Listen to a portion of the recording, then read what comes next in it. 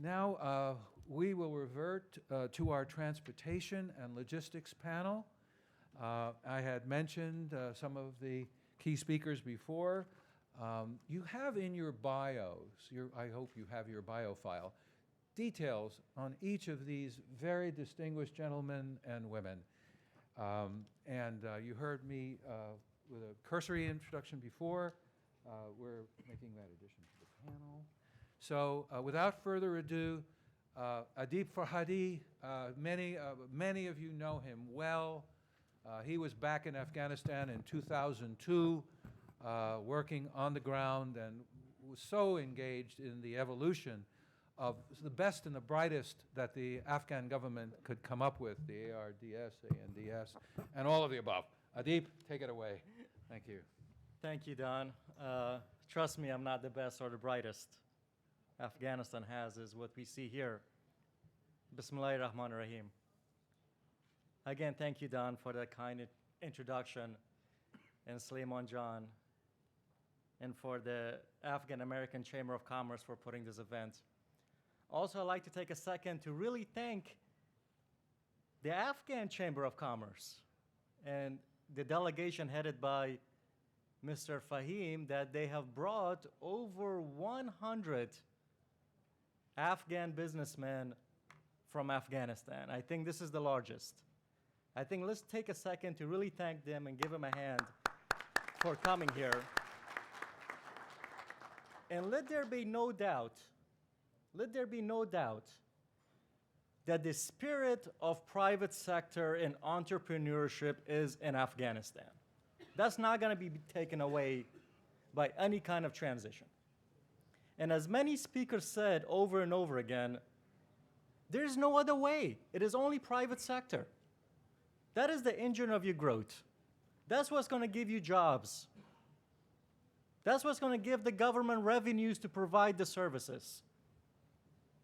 We will not have the luxury to be totally dependent on aid in the future. We can't. It's not possible. So this room is what the 30 million Afghans are looking forward to for them to sustain themselves in the government. So as we look at the theme of this conference, and this is a series of conference, we're discussing, and the theme is, if you look at your brochures, Afghanistan as a regional hub. Well, what does that mean, Afghanistan as a regional hub? What does it mean practically for us? Is it just a nice slogan that we keep on saying it over and over again? Does our policies actually reflect making Afghanistan as a regional hub? Back, I think Adan mentioned in 2004 and 2005, some years back, when we were developing the Afghanistan National Development Strategy, and we sat around and we really talked about what is going to be the future of Afghanistan. Where is growth going to come from? Because we had predicted there will be a time that the international community will have to downgrade. There has to be a transition. And the only thing that we can come up with for the long-term sustainment of Afghanistan was Afghanistan's mineral wealth. I will not speak about this because there's ample literature and people much more qualified that spoke about the mineral and the mining industry. But as I say it jokingly, you will not be able to carry the $1 trillion of mines on back of donkeys or on the road to market. So it doesn't matter how much you have underground, if you cannot take it to the market, what good is it? So this becomes a very easy concept. If we're not talking about rail, if we're not talking about pipelines, in the same breath that we're speaking about mines, then we're being extremely naive.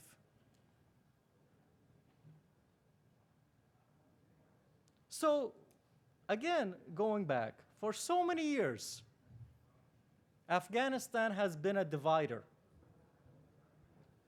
between the vast mineral resources of Central Asia and the huge economies of Southeast Asia in the East and the West. So when we're talking about Afghanistan as a regional hub, what we're saying is we want to change that paradigm. Afghanistan no longer strategically will be a divider, but a connector.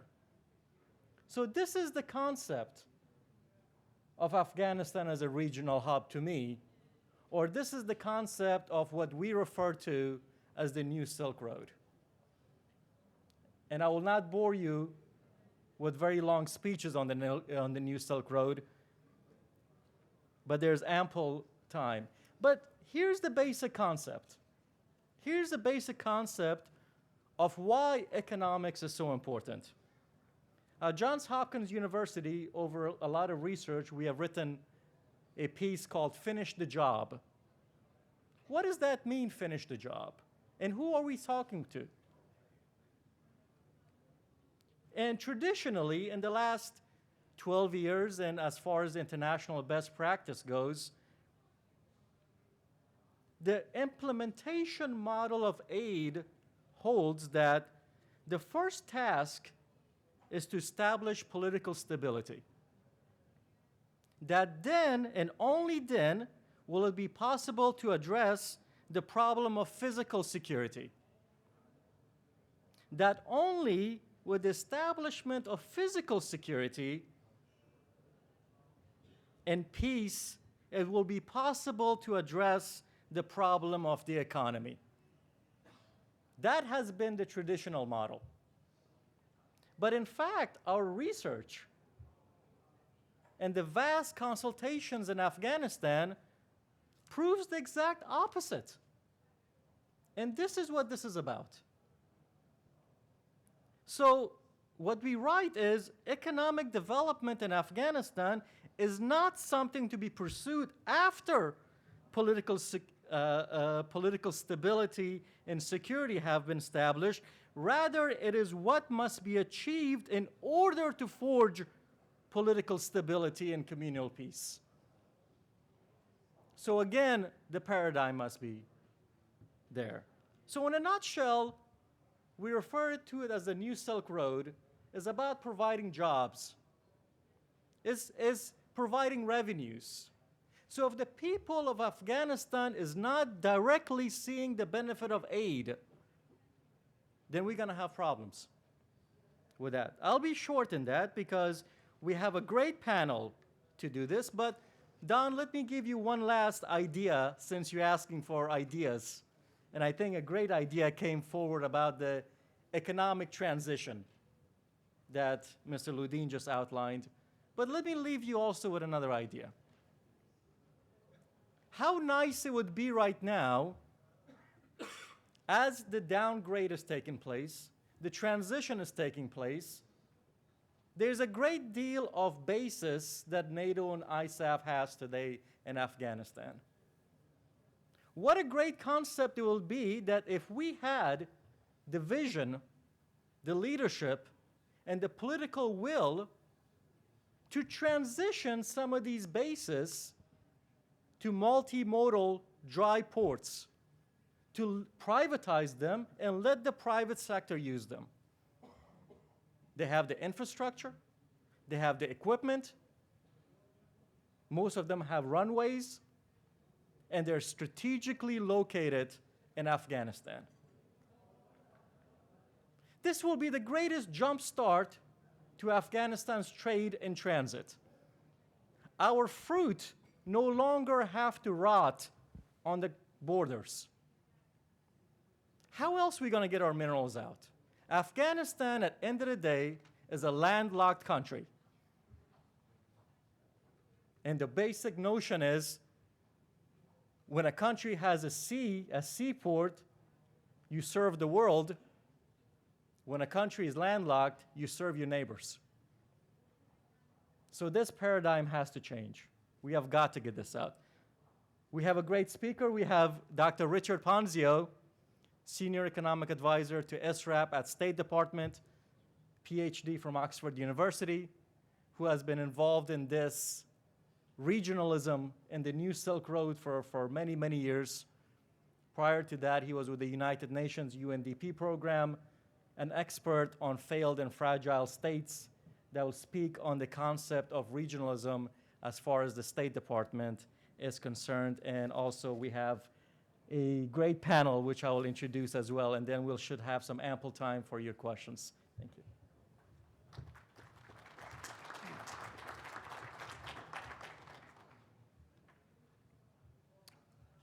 Thank you, Adib. I'd like to express my thanks to AACC and the other organizers for inviting us to participate in this morning's session. After sharing a few words about the importance of transport and logistics to achieving what Adib referred to as the New Silk Road vision for regional economic cooperation with Afghanistan, and some of the U.S. contributions to date, building on the remarks from my colleague Tom Waters earlier this morning, I'd like to highlight one key regional platform for achieving this vision of regional economic cooperation, the Central Asia Regional Economic Cooperation Program, CARIC, which is, I think, well known to many in this audience, I hope. ADB facilitated, but very much substantively supported by a range of international partners, including the U.S. government, World Bank, and many in the private sector. I would like to emphasize the importance, in particular, of CARIC's transport corridors to Afghanistan's future. And it's in particular, I'll be speaking about corridors number 5 and number 6, and to a lesser extent, number 2, which all traverse Afghanistan. For each of these transport corridors, I will share a few details on their past achievements, some of the current work that is going on at present, as well as prospects for the future, and how we can transform what are known as transport and logistics corridors, the focus of this panel, but transforming them over time into more robust economic corridors where the private sector is really at the heart driving change. The United States is a major supporter of CARIC's action plan known as the 2020 Strategic Framework, introduced in 2010. And in my remarks this morning, I'll underscore a few examples of how the United States provides direct development assistance and diplomatic support for the CARIC transport corridors. By contributing to hardware infrastructure foundations for regional connectivity between Afghanistan and its neighbors, transportation and logistical infrastructure have accelerated efforts to achieve the New Silk Road vision for regional economic cooperation. Within Afghanistan alone, the U.S. has invested in over 200 road projects over the past decade, helping the Afghan government to build or rehabilitate more than 3,000 kilometers of roads. In recent years, too, through USAID, the U.S. government has worked with local partners to undertake emergency repairs and prepare for the full rehabilitation of the Salang Tunnel, a critical gateway between both northern and southern Afghanistan, but at the same time, of course, between Central and South Asia. And besides helping the Afghan government to establish a national rail authority and develop a draft national rail plan, the U.S. has contributed financing for the first rail line between the Uzbek border and Mazar Sharif. But as I will stress in my remarks now on the CARIC transport corridors, Afghan roads and rail lines will only effectively serve as the backbone of both national and regional transportation and logistic networks if there's a proper regulatory framework in place with proper enforcement bodies to ensure that those regulations are realized. So referring to my first slide here on the screen, as many are aware today, the CARIC program currently consists of 6 transport corridors running both east-west, connecting Europe with the western parts of China and Mongolia, but also north-south between Central Asia and Afghanistan onwards to Pakistan and the rest of South Asia. At the recent CARIC Ministerial, which was held in October in Astana, $38.5 billion in new public and private investments between now and 2020 were announced. And these are for both transport as well as energy and trade facilitation projects to be implemented in the next few years. Here on the screen is a map depicting the critical care corridor number 5, which begins up near Urumqi, goes through the Kyrgyz Republic, Tajikistan, enters Afghanistan at Sherkhan Bandar, just north of Kunduz, down through Afghanistan, Salang, and through Kabul and Jalalabad, proceeding towards the Torkham Gate, and as I mentioned, onwards to Pakistan and India along the Grand Trunk Road. It's important to note here that Pakistan joined this CARIC program in 2010, a few years after Afghanistan joined in 2005. And both the corridors I'll speak about mainly today, 5 and 6, connect on to Pakistan and the GT road in South Asia. To date, significant progress has been achieved along CARIC corridor number 5, including 1,040 kilometers of new and rehabilitated roads, 50 kilometers of railways, and 1 new airport. But currently, work is underway to rehabilitate another 1,000 kilometers of road sections that are considered in fair or bad condition by 2017. And one of these sections includes a USAID-funded part between Torkham and Peshawar, so helping to connect Afghanistan with its eastern neighbors. In total, Corridor 5 stretches for 3,700 kilometers of roads and 2,000 kilometers of railway lines across 5 countries. But as representatives in this audience well understand, these hardware infrastructure investments can only get you so far. So this is why we in the United States government, we have teams in Almaty, Kabul, and Islamabad that are focused on critical corresponding investments in software components such as capacity building and regulatory reform. In particular, along this corridor number 5, we're very much encouraging the Kyrgyz parliament to ratify what is known as the Cross-Border Transport Agreement, which was signed between the Afghan government, Tajikistan, and Kyrgyzstan 2 years ago. And this will allow for the streamlining of customs and the adoption of international best practices to facilitate the movement of people, goods, and services along this corridor. Now, if we can please show the next slide. As noted earlier, CARIC corridor number 6 also flows north-south between Central and South Asia. And this consists of 2 parallel road and rail routes commencing in western Afghanistan. And they travel along, we'll get the slide back, but the southern parts of Kazakhstan as well as all of the length of Uzbekistan. They enter Afghanistan at Termez, traveling onward to Mazar, Kabul, the Pakistani border, and again, meeting up the Grand Trunk Road. Similar to corridor number 5, number 6 has also witnessed considerable progress in recent years, including the building or rehabilitation of 1,500 kilometers of roads and 900 kilometers of rail lines.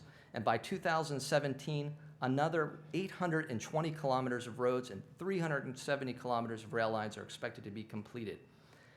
And while this is only in the early consideration stage, a new cross-border transport agreement is under consideration between the governments of Afghanistan and Uzbekistan, and the U.S. again is providing both diplomatic support but also technical assistance in thinking through the advantages of taking such a step.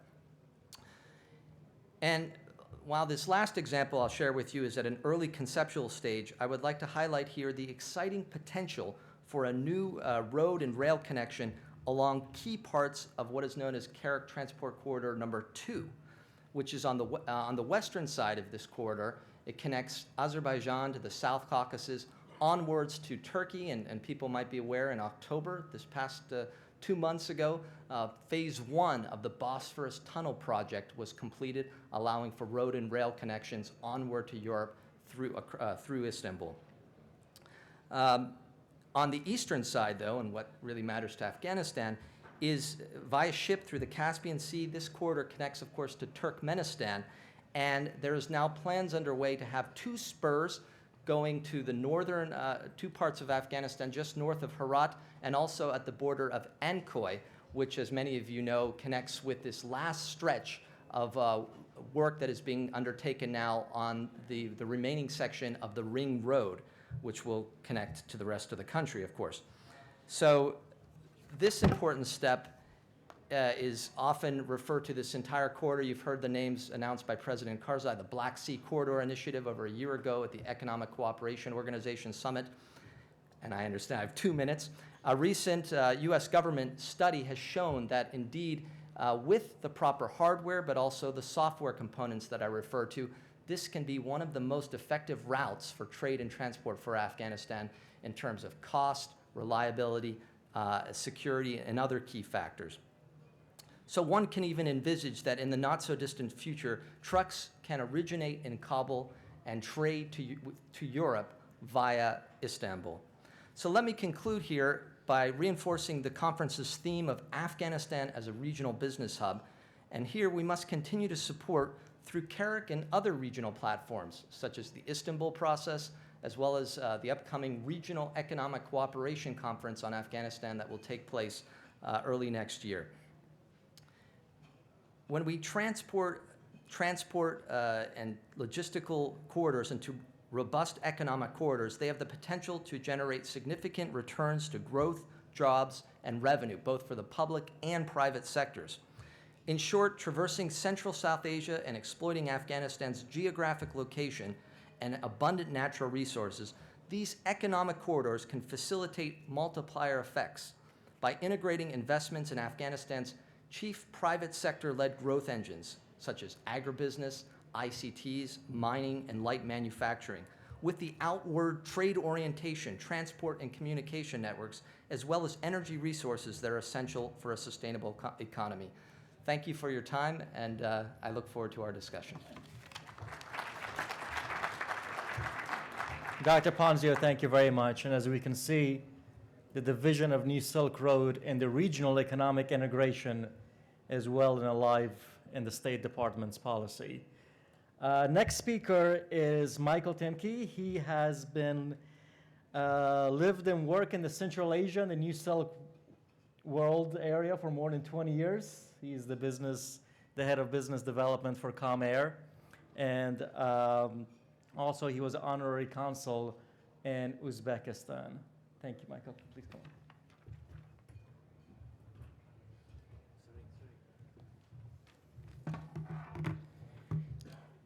Good morning. Salam alaikum. Thank you so much for the chambers for your work that brought us all together here in Washington once more. I'm speaking on behalf of the chairman of ComAir, Zamarai Kamga, who was unable to attend this year. Let me just address briefly ComAir, seeing that I'm here. I love to do this. Slide one, please. See if we get myself on the screen. ComAir has the honor of a 10th anniversary this year. So a private airline from small beginnings, registered more than 10 years ago in Afghanistan. Today we have a fleet of 9 aircraft, 2 of which are 747 freighters. And that's testimony to what can be done in Afghanistan, I believe. That in 10 years, a medium-sized airline can be created under very difficult circumstances. If I now reflect on to why I'm here and give the theme of Afghanistan as a hub for aviation is what we're really looking at today. The points have been raised by the 2 previous speakers that indeed it can be done and it must be done. Afghanistan is fortunately just in the right place at the right time, so we can't miss. But there's certain things that need to happen. In order for the hub of air freight to take place, there's some problems in the way. Some of them are the agreements between the neighboring countries in terms of passengers and airline agreements. That's diplomatic problems, but they need to be solved in order for people like us to work. The other problems we have is if we're going to do transit passengers, which we've tried to do, there are visa problems with transit passengers. At the moment, there's no transit lounges as such for passengers wanting to transit, but the potential for transit passengers is enormous. And more importantly for us is the cargo hub potential of Afghanistan. And that's where investment can come into it. Investment in decent-sized cargo transit warehousing, bonded warehousing of Afghanistan can bring about good business for our neighbors, as the two previous speakers have pointed out. But the practical side of that is having warehousing, which we do not have, and I believe we should get on with and create. Within the aviation industry in Afghanistan right now, the Ministry of Aviation and Transportation, MODCA, are currently working on getting Afghanistan off the blacklist of the European Union. The audience is well aware of that situation, I'm sure. But the tireless efforts of MODCA, I believe, will bring some results within the next year, I hope, which will allow, what it'll do, it'll allow Afghanistan to no longer be on a blacklist so that Afghan airlines can once more go into Europe and deliver goods, which then sorts out the transit problem of the cargo aircraft. So it's key that the government and MODCA sort out the blacklisting of themselves with the EU. And I believe that will be done. So in terms of the future, I think we're in a prosperous place. We're in a positive place in the airline industry. We have some problems, which I'll look at briefly, but we don't need to dwell on them for too long. There are a number of foreign airlines that have now joined in coming to Kabul, which has made things pretty tough on the local airlines, the Afghan airlines. There's only 4 of us, and we feel like we've been squeezed by the big foreign brothers and sisters from north and south and east and west. However, we believe that the squeezing will sort us out and we'll survive, but it is a complicated problem. Just to give you an idea of how difficult it is with the sudden influx of foreign airlines, the Dubai route, which Khmer pioneered, probably has about 700 passengers a day, that's all. But the capacity, the seat capacity as of tomorrow when Emirates land their first flight will be 1,800 seats. So you do the maths. It's a difficult one. But as I said, I'm not going to dwell on all the problems, but these are the realities that face us as a local aviation company, ourselves and the 3 other companies. Having said all of that, we still believe that we're geographically in the right place for transit passengers, and especially for, you see the wonderful lady there? You think your girlfriend costs a lot of money. You have no idea what one of those costs a day to keep. Big money. But there's part of the answer that we were talking about. We have 2 cargo planes in place, and we believe that the future is rosy for them. So while the international routes are, the Afghan airlines have been squeezed in the international routes, domestically things are looking very good. You may remember if you took a list of where you could fly to in Afghanistan 5 years ago, destinations, and you have a look at it today, I mean, there's just a wealth of places you can now fly to where you could not reach before by air. And that is a testament to what MODCA's doing and what the international community has done in strengthening the aviation industry in Afghanistan, where you have access to a lot more destinations than we had previously. So domestically, I believe that we are strong and we are healthy as an industry. But we do need our government's help on the international routes. So the good news for me as an airline and representing the Afghan aviation industry, as it were today, besides Khmer, as you can hear, I try to speak for the industry because that's my task. I believe we are in a good place. The domestic routes are looking positive, and with the help of new investment for, as I've mentioned before, good cargo warehousing, we can make a difference. We had a speaker only yesterday talking about Mazar Sharif. Who would have thought Mazar-e-Sharif, you could fly direct from there to a few places in the world? That is amazing progress. And soon Herat will be in the same position later in the next year, and so will Kandahar. And so I leave you with the idea that yes, there are certain problems, and I've highlighted them. But at the end of the day, aviation industry is good. Yes, indeed, Afghanistan is the hub. And the last thing I must leave with you, as I left you last year, Mr. Chairman, if you'll indulge me 1 minute, please use an Afghan airline where you fly. That's the least you can do. And I think I have that right. If you don't want to fly with my wonderful lady, then fly with one of the other Afghan airlines. But support Afghan. Don't buy tickets from the foreigners. Is that okay to say that? Or Michael, thank you very much. And as we saw, this is the Afghan private sector. I mean, a beautiful girlfriend that Michael calls to do that. And I think he outlined some of the very practical challenges and obstacles facing real private sector investment in Afghanistan. And I have flown Comair and other Afghan airlines many, many times. And just to give you an example, if anyone thinks that no achievement has been done, then that means that you have not traveled to Afghanistan about 8 years ago and now. And for some of us, what a night and day difference. Yes, so we don't want to lose those achievements. We want to go forward with that. The next speaker is Colonel Emily Buckman, the LLC Division Chief, the Defense Logistic Agency. She has been, she supports the division's logistic operations headquarters at Defense Logistic Agency at Fort Belvoir, Virginia.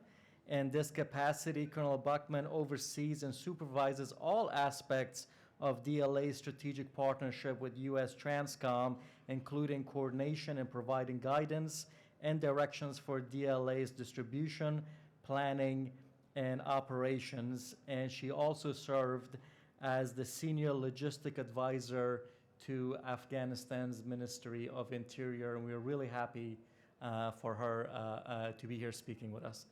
Colonel Buckman. Thank you, Adib. It's my honor to be back on stage with you, and thank you, Mr. Ritter, for inviting me back. I am here on behalf of Admiral Harnachek, who is the director of the Defense Logistics Agency, and my boss, Major General Dowd, and Mr. Redding Hobby. I'm sorry they couldn't be here, but we have our hands in many pots. So I just want to start off with, about a month ago, I was in Turkmenistan at the Trade Investment Framework Agreement, and it was the Central Asian States Agreement meeting. Every 6 months they have one, and Afghanistan was there as an observer. And on the last day, they voted to see if Afghanistan would be voted into this Central Asian States Framework Agreement, and they were not. And most of the Central Asian states were focused on bringing them in, but there were a few reservations. And the number one reason, and I want to tie into what Adib said, is because people just don't know about the economy in Afghanistan. And it is on your shoulders, every single person in this room, to make it a success. And the economy will drive everything else. If the economy is doing well, then Central Asia will want to have a piece of it.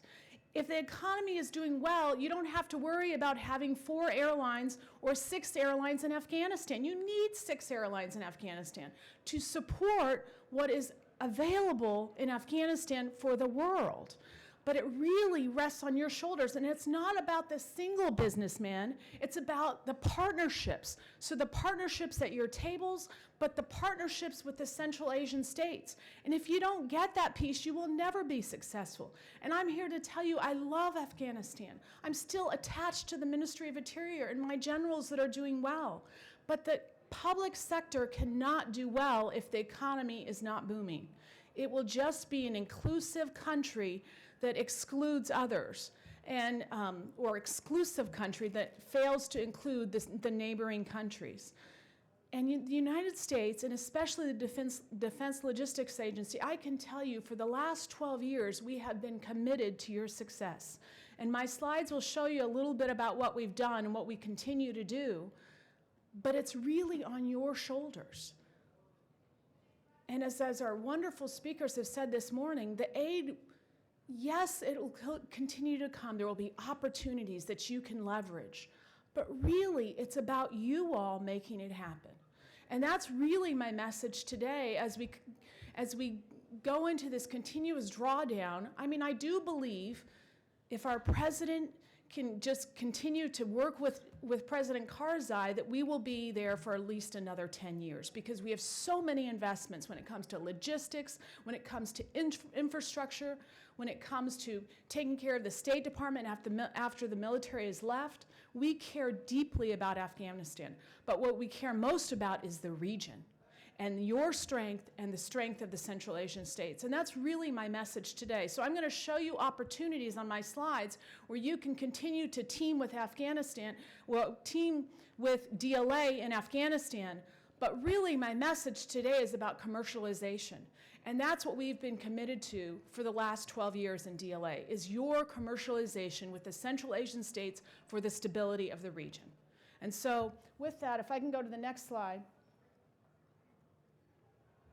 So this slide, I know you're all going to key in on that 40 billion. So 2 years ago when we were on the stage, it was 46 billion. Last year it was 44 billion. So there is a drawdown going down. There is a drawdown. But we are a defense logistics agency. We are the premier defense logistics agency for the DoD.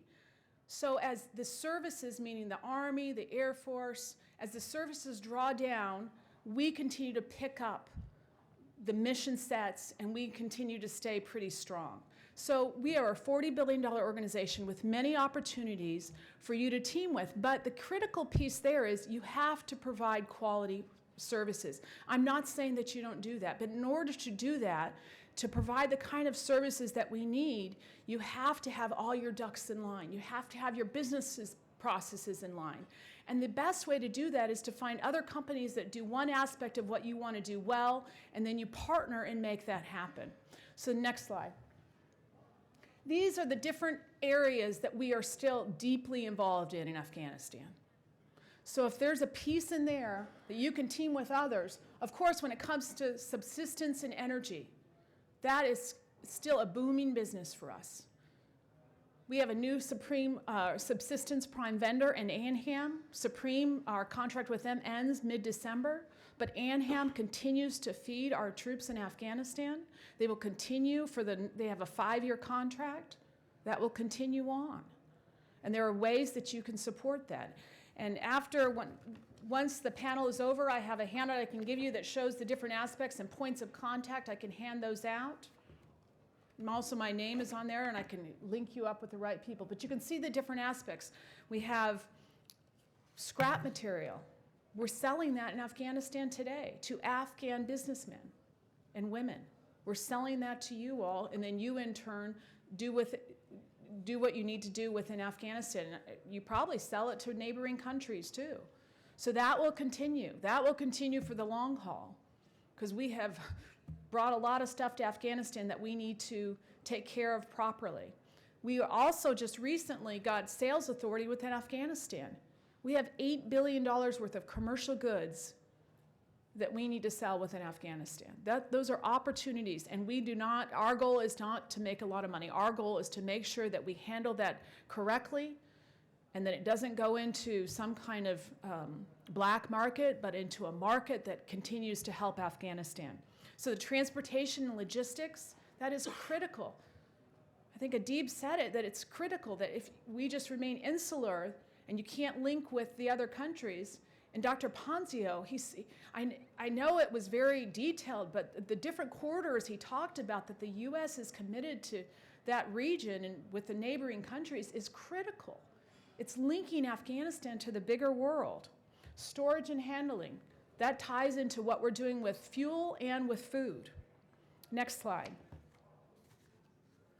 So this slide, I know that I only have a couple more minutes, but this slide just ties the first thing, the DLA requirements. We will continue to have those 5 areas of requirements for the next 2 or 3 years, or I do believe that it'll be drawn down, but for the next 10 years. I can't commit to that. The State Department definitely has more say in that than I do. So on the next bullet it says, find your niche and partner now. That's the message I leave with all of you. I know you're doing that. I see you at tables, I see you talking. That's really the way to make it happen. And you know, CWI summits, they put on things just like Mr. Ritter does, and I know he's involved in that too.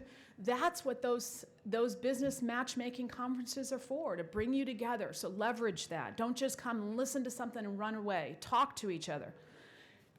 Build those regional relationships. One of the biggest things we do in DLA, and this is my expertise, is multimodal operations. By sea, by air, now of course not by sea to Afghanistan, but by sea to Europe, and then Europe truck or train to Afghanistan, and then keep on going by truck or train. And then by sea again, around the world. Multimodal is critical. And the understanding of that. I appreciate that you're reading, because that's what we live and breathe on a daily basis. You're very bright. Thank you, sir. And finally, I leave with you that it's not about getting our business in DLA. Yes, that is important because we will be there for the next several years. But the commercialization of the region is the most important thing for the stability of the whole region, and especially Afghanistan.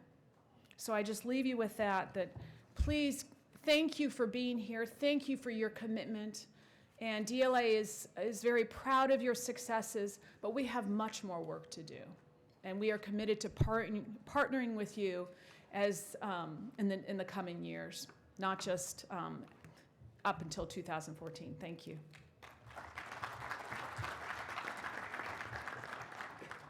Emily, Colonel Buckman, I'd like to personally thank you for your dedication to Afghanistan. As we hear in the news, there's a lot going on that Afghanistan is no longer the highest policy priority for the U.S.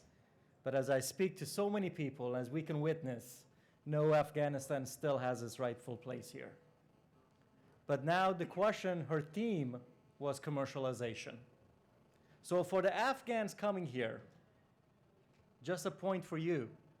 Yes, there will be aid for Afghanistan for some time, but every single one of you should be thinking about how we're going to transition from an entirely contract business model to a private sector investment model. And the only way you can do that is Afghanistan is opened up to the region. So this vision of multimodal hubs, how nice it would be for the Afghan private sector if we can have what Dr. Ponzio referred to, the North-South corridor that opens up the billions of dollars of trade from India, Pakistan, through Afghanistan, within Afghanistan to Central Asia. And the billions of dollars of energy, the NEPs and the SEPs, the CASA 1000, the TAPI, Turkmenistan-Afghanistan pipeline, and the cotton coming to the Southeast Asia. How nice it could be to open up the East-West corridor and have the logistic hubs in Herat, so we don't have the cross-border problems. I don't have to sit here and tell you what problems there are at each Torkham, Hayratan, Islam Qala. So let's find a solution. So maybe, Don, something you can take to the policymakers. This is also an economic transition. And we should not forget that everyone's talking about a political and security transition. And as a private sector, we should raise our voice. Where is the economic piece? The next speaker is Lieutenant General Stephen Arnold. Over 35 years within the U.S. Army, last assignment, the Commanding General of the U.S. Army Central Command, which covered over 22 countries AOR, and now on the Ecolog as a board member. Thank you very much.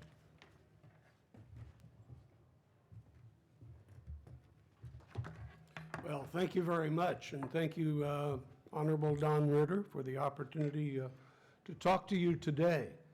I want to talk to you about our company, Ecolog.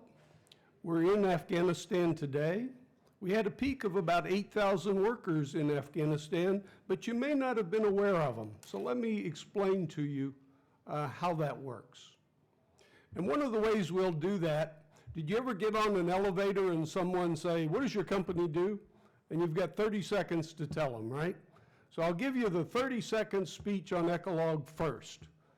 What we do is we will build a camp in a remote area for soldiers, for miners, for oil workers, you name it. And then we will do all the services inside that camp so that they don't have to do anything but focus on their mission. And we can also then do the transportation and the supply chain management for those camps. So that's what Echolog does. And right now in Afghanistan, we are doing it for NATO troops. We are doing it for U.S. troops as a subcontractor for DynCorp and for Fluor. So our focus for the last 11 years has been serving soldiers in Afghanistan and also in Iraq. Now, Iraq is a great example of what will happen to Afghanistan in the future as far as these companies are concerned. In Iraq, the U.S. combat troops left, and we thought all of our workers would leave as well, but they haven't. We're back up now to over 2,500 workers in Iraq. Why is that?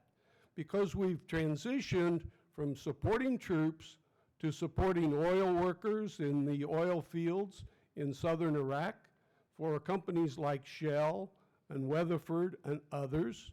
And we're also doing work for the city of Fallujah and the city of Ramadi.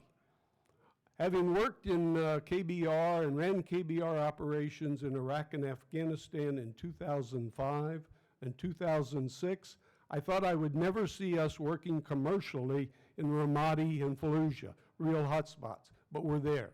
And we're using Iraqi workers to do waste management and other services. Now, what are the services we do? I told you that we do all the services in the camp, but that amounts to the construction of the camp, the engineering, and we're doing that commercially as well as for the military. And then we're doing all the services, the laundry, the power, the logistics to get things there, the catering. Now, where are we doing that commercially? Well, we've branched out, and we're doing it in such convenient, easy to locate places like Siberia in Russia, and that's for Total and oil companies up there in very harsh conditions. We're doing it in Mongolia for mining companies, also difficult to get to. So we know how to operate in remote locations, and we certainly know how to do those services in Afghanistan today. So what is the future?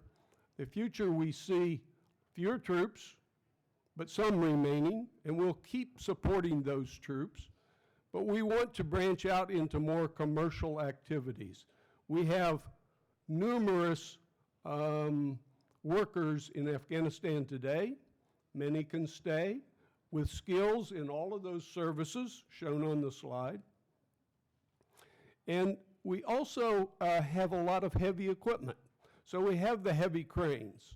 We have the wretches to work containers. And we have a fleet of cars in Kandahar, rental cars.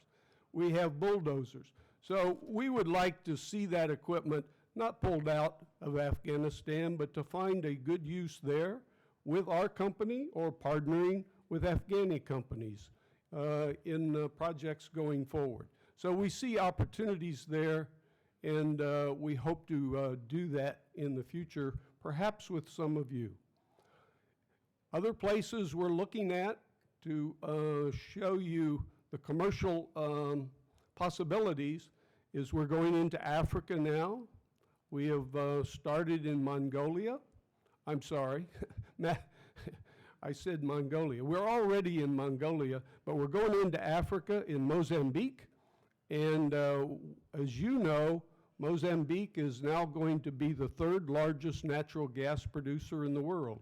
So we're going in there to do our services for those oil and gas workers, as well as looking at Nigeria. So we see opportunities in Afghanistan going forward. We would like to be there with you, and we think it's important that the U.S. commitment be represented by companies in the economy and in the commercial world. So I thank you for the time, and I look forward to working with you in the future.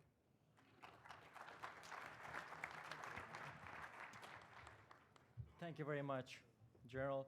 I think we have a few minutes for questions. One question? Okay. We have time for one question.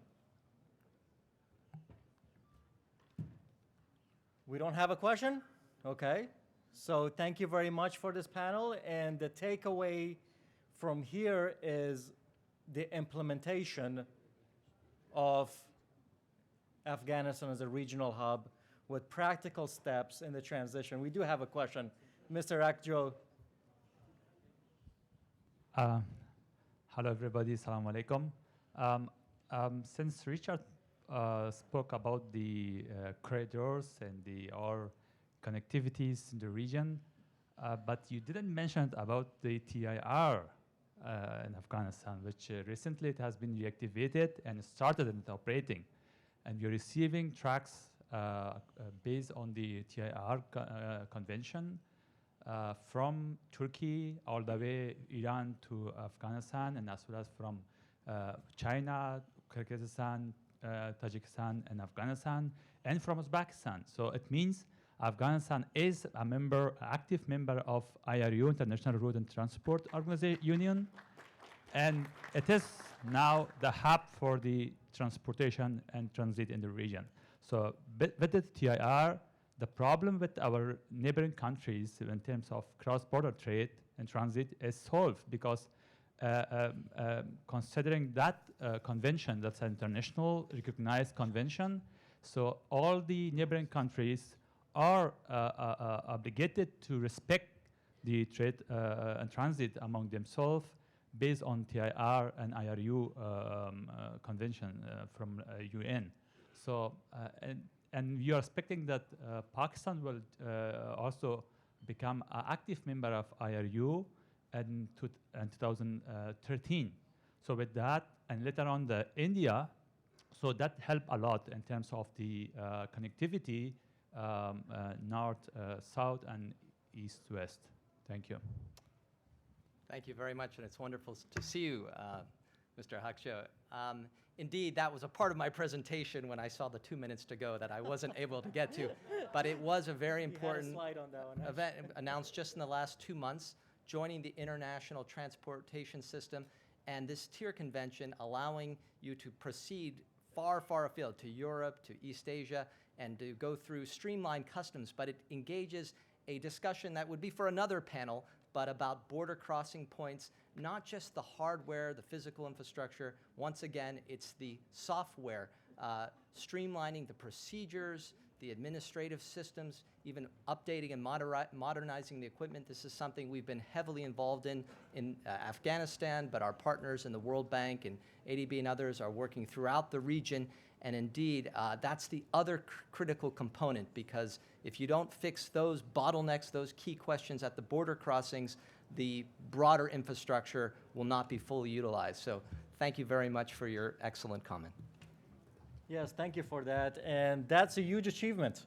And you know how long we've been working on that in Afghanistan. So thank you very much, Don, and for this opportunity to do this. I want to thank Adeep and this excellent panel. All of the participants really displayed a tremendous understanding and also put forth their own capacities to move the ball forward on making Afghanistan a regional hub, fulfilling this vision of a Silk Road. So thank you all, and we'll dismiss this panel now.